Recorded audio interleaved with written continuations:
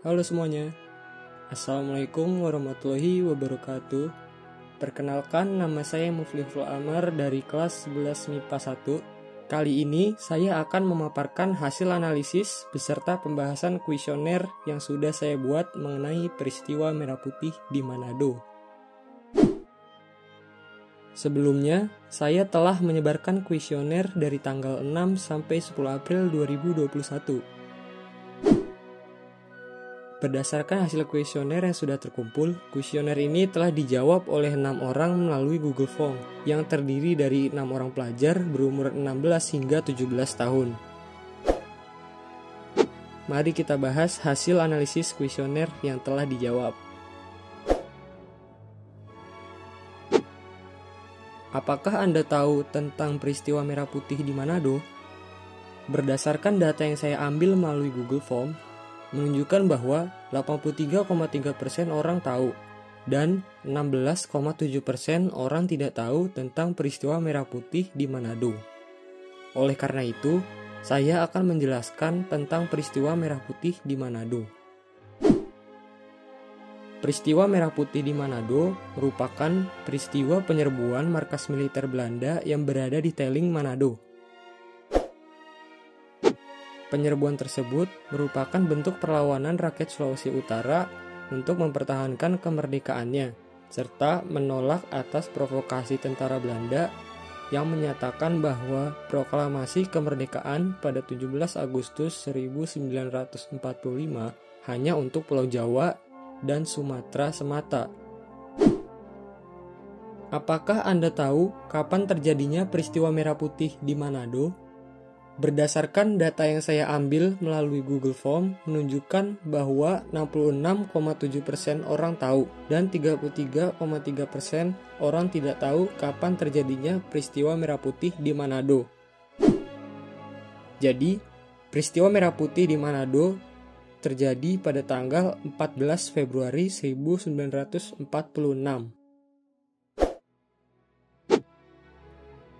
Apakah Anda tahu penyebab terjadinya peristiwa Merah Putih di Manado? Berdasarkan data yang saya ambil melalui Google Form, menunjukkan bahwa 50% orang tahu dan 50% orang tidak tahu penyebab terjadinya peristiwa Merah Putih di Manado. Jadi, peristiwa Merah Putih ini dilatar belakangi oleh berita proklamasi kemerdekaan Indonesia pada 17 Agustus 1945. Yang baru didengar oleh rakyat Sulawesi Utara pada 21 Agustus 1945. Mereka dengan segera mengibarkan bendera merah putih di setiap area dan menduduki kantor-kantor yang sebelumnya dikuasai oleh tentara Jepang, serta melucuti semua senjatanya. Namun, kedatangan tentara sekutu bersama Nika pada awal Oktober 1945 di Sulawesi Utara membawa suasana rakyat kembali ricuh. Belanda menginginkan kekuasaan sepenuhnya atas Sulawesi Utara, terutama Manado. Tetapi masyarakat pribumi menolak dan memilih melawan. Sayangnya, masyarakat Sulawesi Utara kalah atas serangan dari sekutu dan Belanda, sehingga wilayah Manado dan sekitarnya kembali diduduki oleh tentara Belanda. Menghadapi hal tersebut, bangsa Indonesia tidak tinggal diam, di mana Letnan Kolonel Charles Choy Taulu bersama Sersan SD Wisan menggerakkan pasukannya dan para pejuang rakyat untuk ikut mengambil alih markas pusat militer Belanda. Rencana tersebut telah disusun sejak 7 Februari 1946. Namun, puncak penyerbuan tersebut terjadi pada 14 Februari 1946. Tetapi, sebelum penyerbuan terlaksana, para pimpinan pasukan tertangkap oleh tentara Belanda. Akibatnya, pemberontakan ke tangsi militer Belanda dialihtugaskan kepada Komando Mambo Runtukahu yang memimpin anggota Kenil dari orang Minahasa. Puncak penyerbuan tersebut ditandai dengan perobekan bendera Belanda yang awalnya berwarna merah, putih, dan biru menjadi merah dan putih, serta dikibarkan di atas gedung markas Belanda. Apakah Anda setuju jika Bernard Wilhelm Lapian dan Charles Chois Taulu merupakan tokoh penting dalam peristiwa Merah Putih di Manado? Berdasarkan data yang saya ambil melalui Google Form menunjukkan bahwa 83,3% orang setuju dan 16,7% orang tidak setuju jika Bernard Wilhelm Lapian dan Charles Chois Taulu merupakan tokoh penting dalam peristiwa Merah Putih di Manado. Jadi, pada saat itu, tentara Nika menangkap pimpinan pasukan pemuda Indonesia saat mengadakan rapat rahasia. Aksi penangkapan ini dibalas dengan serangan Bernard Wilhelm Lapian, Charles Chois Taulu, dan kawan-kawan dengan menyerbu markas Nika di Teling dan berhasil membebaskan para tokoh pejuang Indonesia. Oleh sebab itu, Bernard Wilhelm Lapian dan Charles Chois Taulu merupakan tokoh penting dalam peristiwa Merah Putih di Manado. Apakah Anda tahu bahwa berita proklamasi kemerdekaan baru didengar oleh rakyat Sulawesi Utara pada tanggal 21 Agustus 1945? Berdasarkan data yang saya ambil melalui Google Form menunjukkan bahwa 50% orang tahu dan 50% orang tidak tahu bahwa berita proklamasi kemerdekaan baru didengar oleh rakyat Sulawesi Utara pada tanggal 21 Agustus 1945. Jadi, ketika Jepang telah kalah kepada pasukan sekutu, Samratulangi mengutus para pemuda pergi ke Manado untuk memberikan kabar ke Manado setelah proklamasi kemerdekaan. Para utusan itu adalah Mantik Pakasi dan Freddy Lumanau dari utusan tentara, serta perwakilan pemuda yaitu Wim Pangalila, Bus Ompi, dan Olang Sondak. Ketika sedang menuju Manado, ternyata kota Manado di bumi hanguskan oleh pesawat perang milik Angkatan Udara Sekutu. Berpuluh-puluh bom dijatuhkan hingga membuat bangunan rata dan menewaskan banyak korban jiwa.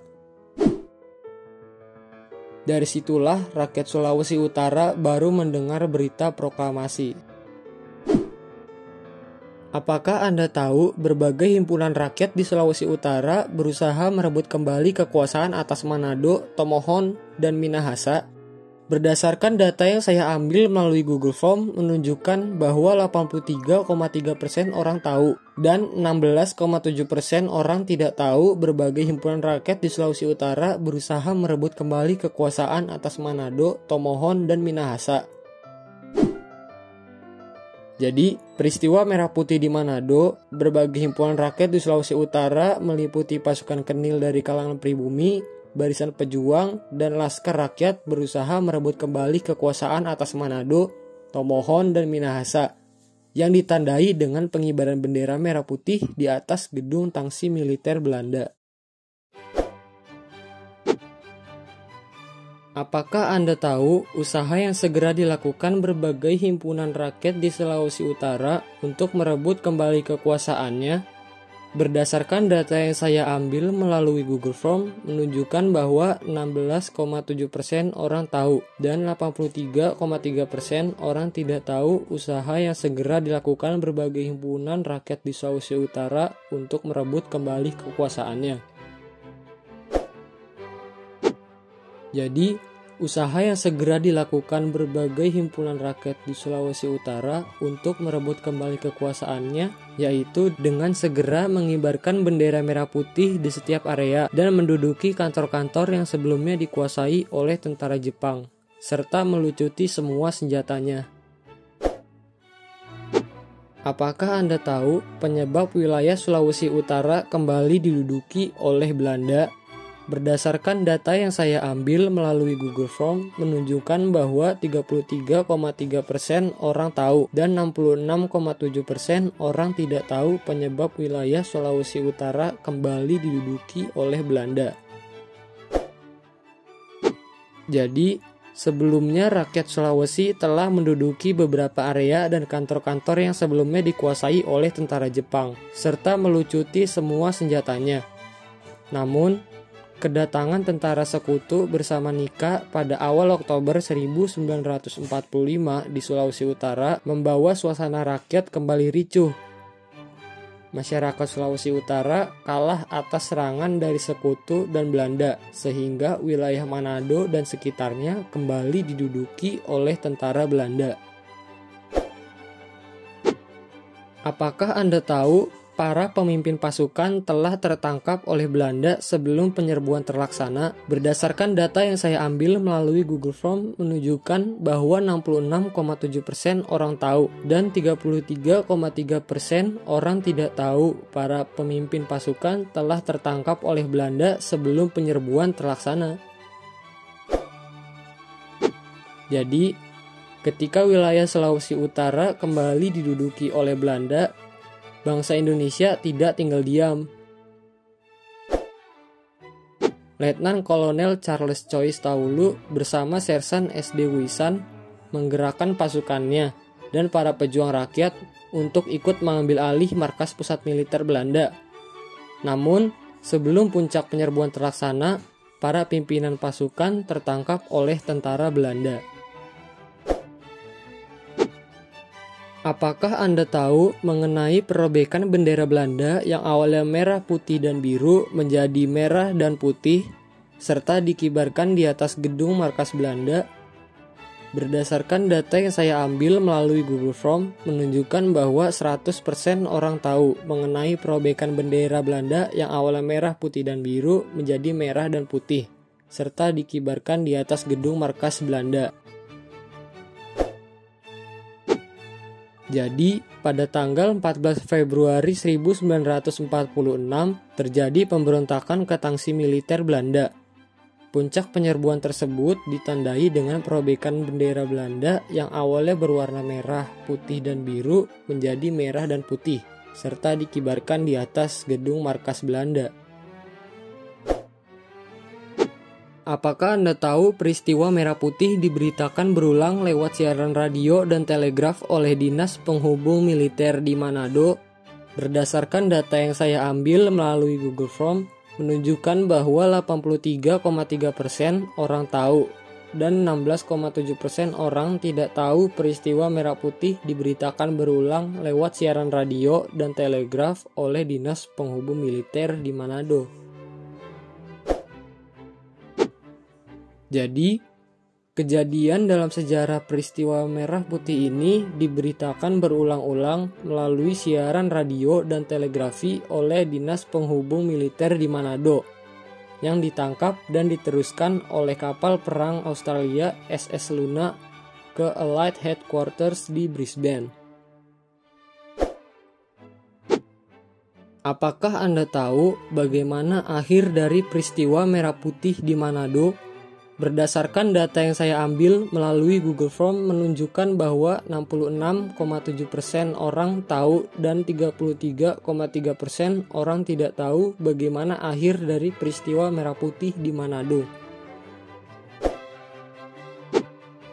Jadi, setelah peristiwa merah putih diberitakan melalui siaran radio dan telegrafi oleh Dinas Penghubung Militer di Manado, pada awal Maret, kapal perang Belanda Piet Hein tiba di Manado dengan membawa pasukan sekitar 1 batalion.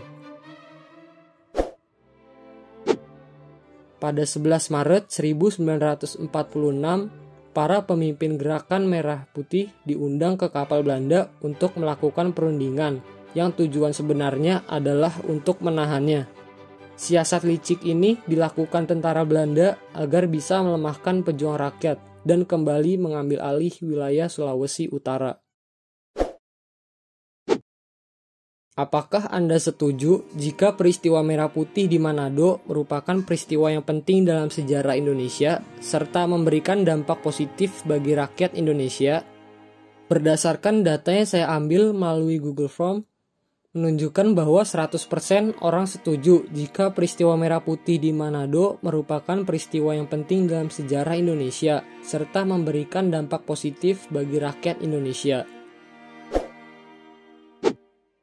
Jadi, peristiwa merah putih di Manado merupakan peristiwa yang penting dalam sejarah Indonesia serta memberikan dampak positif bagi rakyat Indonesia, yaitu Belanda sudah menganggap Sulawesi Utara sebagai negara merdeka yang memiliki wilayah, pemerintahan, tentara, dan rakyatnya sendiri.